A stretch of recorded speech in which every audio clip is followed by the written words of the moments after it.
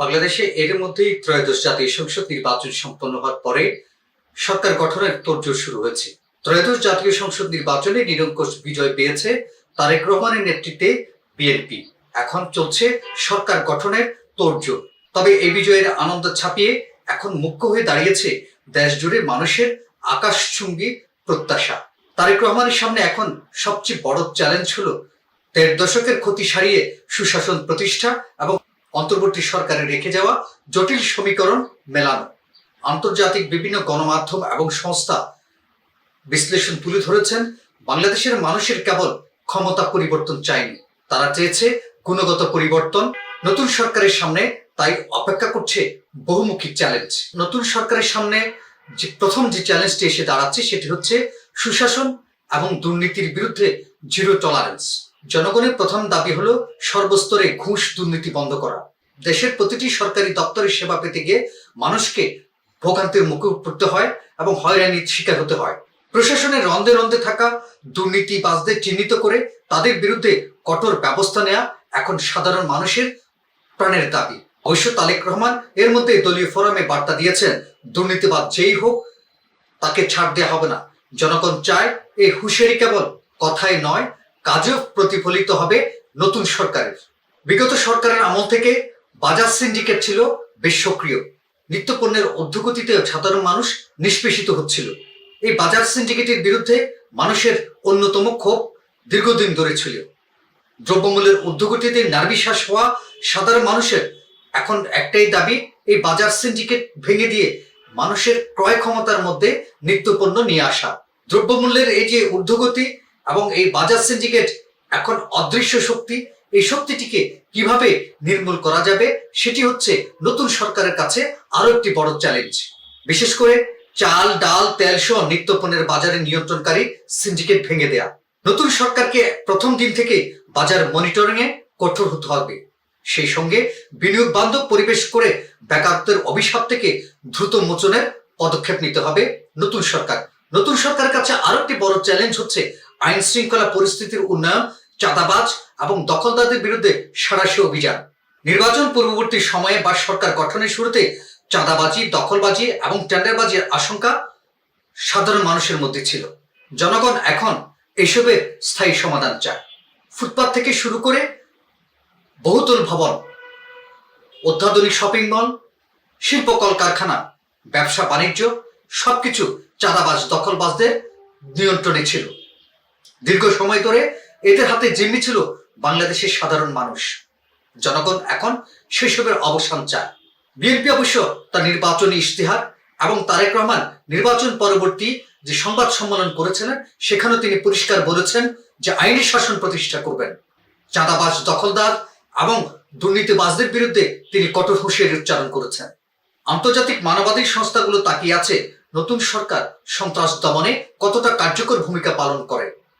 বিশেষ করে যারা জননিরাপত্তার জন্য হুমকি, তাদের বিরুদ্ধে বিশেষ অভিযান বা ক্রাশ প্রোগ্রাম পরিচালনার দাবি জোরালো হচ্ছে। বাংলাদেশের মুক্তিযুদ্ধ নিয়ে নানা বিতর্ক তৈরি করা হয়েছে।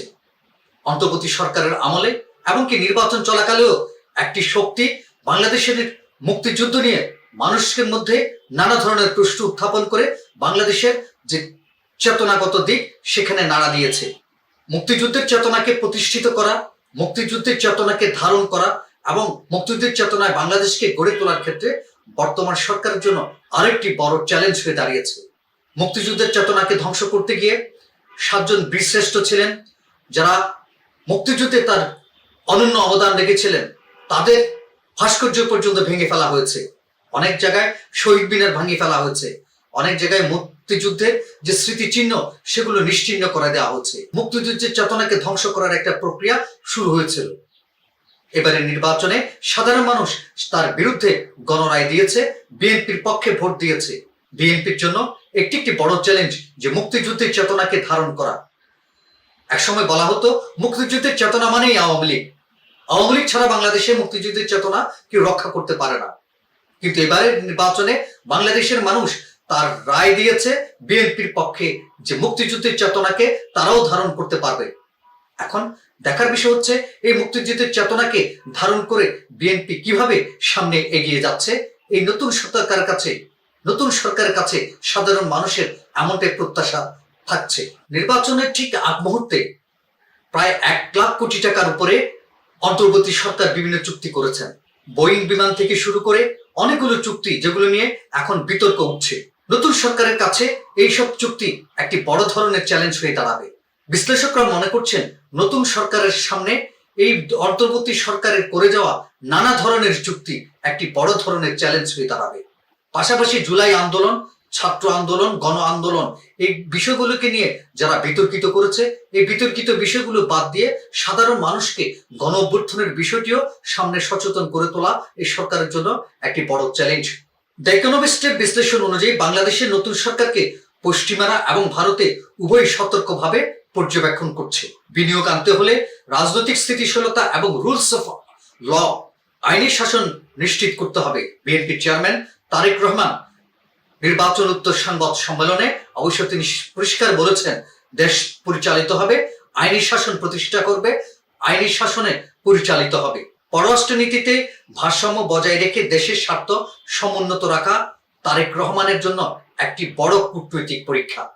সংবাদ সম্মেলনে বিদেশি বিভিন্ন গণমাধ্যমকেও তিনি পরিষ্কার বলেছেন যে বাংলাদেশের স্বার্থকে সর্বাধিক গুরুত্ব দিয়ে তিনি বাংলাদেশের পররাষ্ট্রনীতিকে সাজাতে চান। তারেক রহমানের নেতৃত্বে যে সরকার গঠিত হবে আগামী 100 দিনে দৃশ্যমান কিছু পরিবর্তন আনতে পারে, এমন কিছু সিদ্ধান্ত নিতে হবে এই সরকারকে।